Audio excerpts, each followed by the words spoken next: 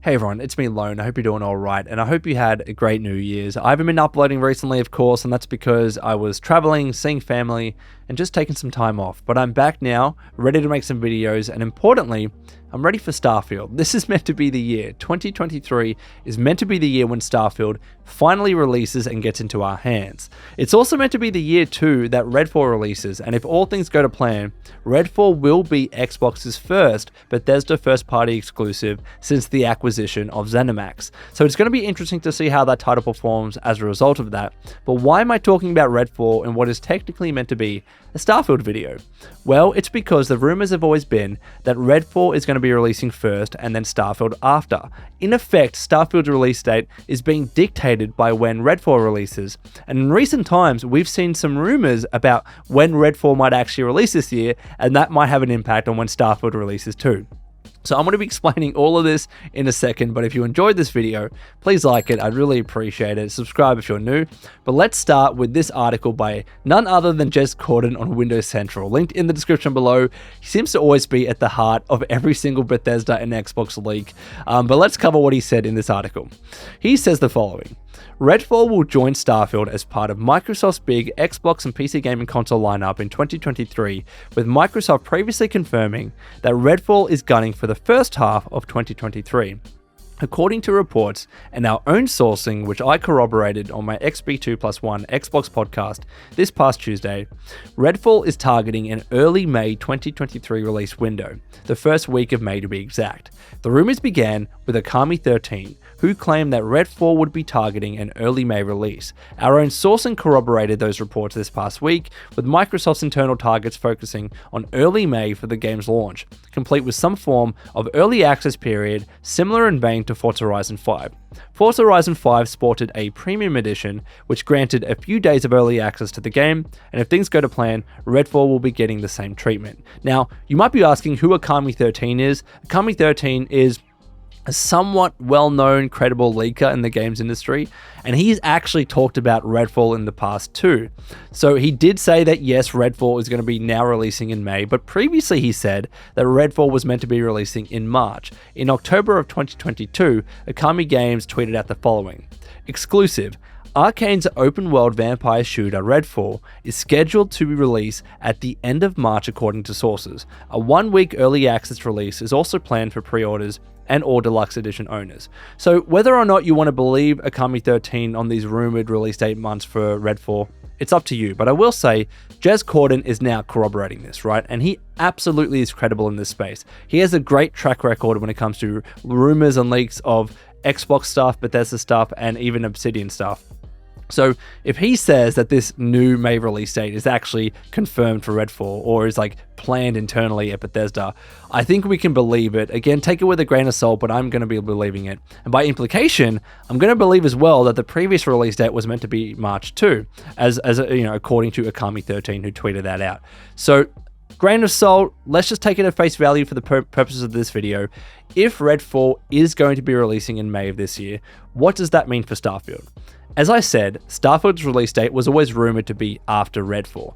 Those were just rumors for a while, but then you had Xbox's Matt Booty come out and say in a podcast that when they looked down the road on their calendar of releases, Starfield was going to be coming after Redfall. So not only did you have rumors, you actually had Xbox officially commenting on the matter. So in my opinion, I think it's still very likely that Starfield is going to be releasing after Redfall. However, the counter to that is that Matt Booty made that comment previously, when technically Redfall, if you believe Okami13, was meant to be coming out in March. So does his statement still hold weight now if the new release date for Redfall is May? Maybe, maybe not, but I just don't think that suddenly means that Starfield is now coming out before Redfall. Let's say it is, hypothetically, let's say it is. Redfall's in May and then Starfield would be before that, at the latest in April. That's literally 3 months away. It's too soon for Starfield as a new IP to be releasing. I've talked a lot in previous videos about how I don't believe this game has gotten enough attention and gotten enough promotion to have such a short marketing campaign. Yes, we've seen the Lex Freeman podcast with Todd Howard. We've seen some videos with Starfield Constellation members on the YouTube channel. They were unlisted, but you can see previous videos on that. So we've seen some stuff since the Xbox Game Showcase gameplay reveal last year.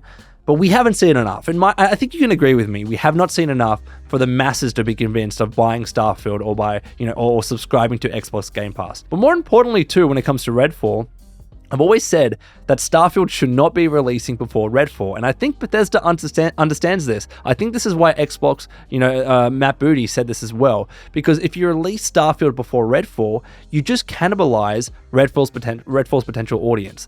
I honestly think that's the case. Yes, Starfield is also a new IP, as is Redfall, but Starfield has Bethesda Game Studios backing it, which is a bigger developer than Arcane. With Redfall, it's still a lesser known title. Arcane is lesser known technically than Bethesda Game Studios, so Redfall really does need all the help that it can get.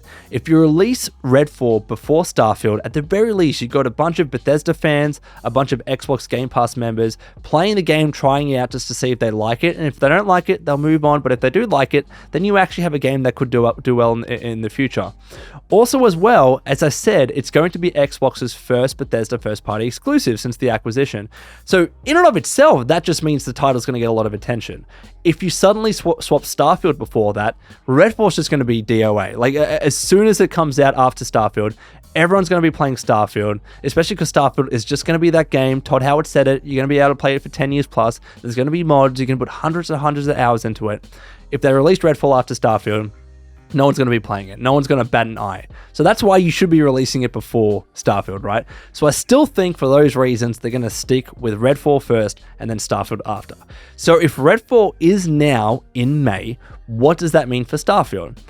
I still think that Starfield is going to come out in June. If you remember in my release date predictions video, I said the 6th of June. And for multiple reasons. It still stays in line with what Xbox said in their game showcase when they said that all their titles in this showcase are going to be coming out in the first half of this year. June is still the first half of this year. It's very late, but it's still there. 2, if you release it on the 6th of June, which is the date that I specifically said, that makes it 6/6, which is, perfect for Todd Howard. He's talked in the past how he likes the day and the month and the day-month format to be the exact same, so they don't need to swap them around for European and US trailers. So it works perfectly in that regard. It's also a release date month that they've used in the past before. It also gets the game out before all the news and all the hype from E3, which is going to crowd a lot of what Starfield is going to try and do if it was releasing after E3. And it gets the game out for the holiday summer period in the US in particular.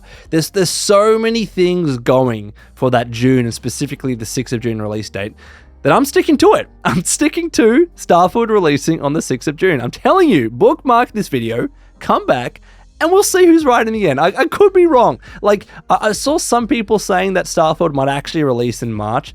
Do we really think that? We're in January. February, March. It's 2 months, not happening, right? I don't even think April is going to be happening.